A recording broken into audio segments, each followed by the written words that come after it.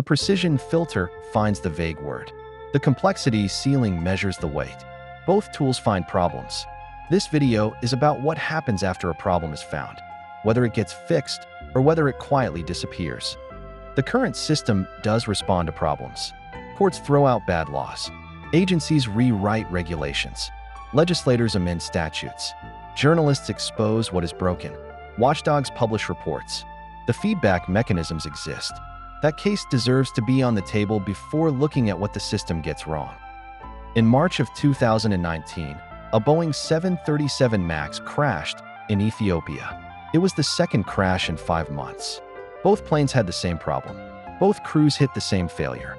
The second crash happened after engineers had already identified what went wrong in the first.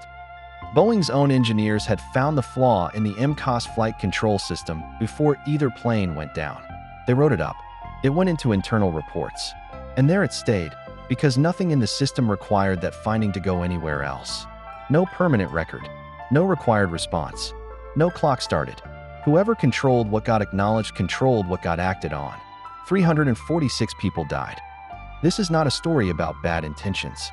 It is a story about a missing handoff.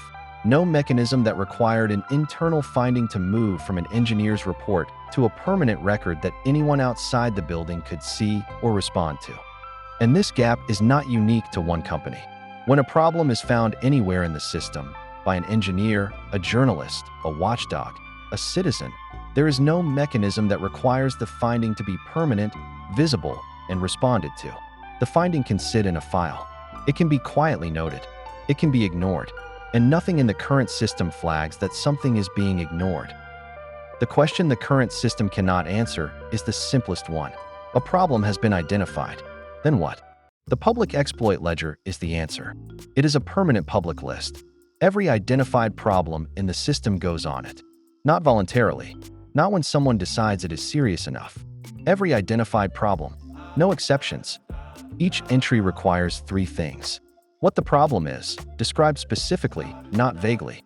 Why it exists, which part of the system's design produced it, and what would fix it, a concrete proposed solution with a measurable target, not a general direction.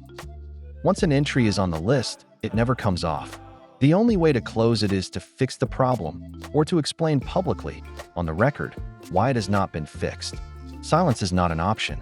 Inaction becomes visible.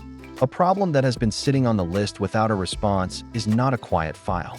It is a public record of a known flaw that nobody has addressed. This is DSI Function 7, the 7th function introduced in Video 5.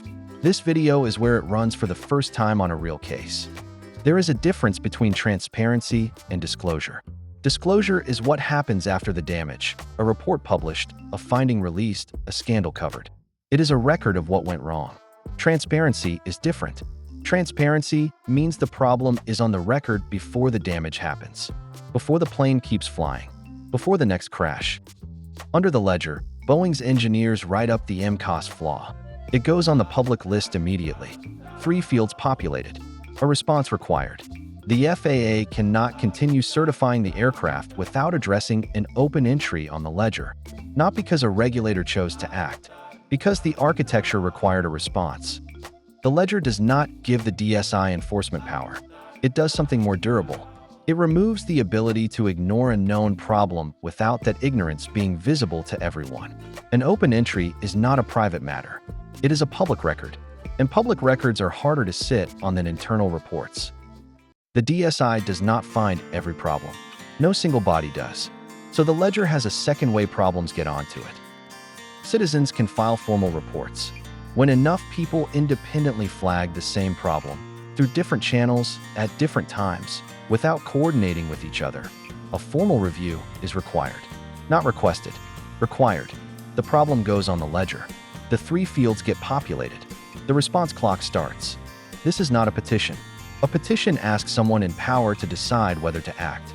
This is a threshold mechanism. When the evidence reaches the standard, the architecture responds, whether anyone in power wants it to or not. None of this requires a new law to start. The DSI can maintain the ledger today. It has the tools, the precision filter to describe the problem precisely, the root cause analysis to explain why it exists, the patch framework to propose the fix. The list can be public and running before any formal adoption happens. The model is the Congressional Budget Office. The CBO has no power to make Congress do anything. But when the CBO scores a bill, those numbers are public. They are trusted, and they are very hard to ignore. The DSI's ledger works the same way. A problem on the public record creates accountability without requiring enforcement power. Formal adoption changes one thing. Right now, the findings are advisory. With adoption, they become binding. The DSI does not wait for authorization to run the audit. It waits for adoption to make the findings stick. Find the problem, name the cause, propose the fix, put it on the record, and keep it there. I am the system architect. The ledger is open. Next, the alignment audit. A different kind of diagnostic. Not a vague word and not accumulated weight. A law that started as one thing and became another.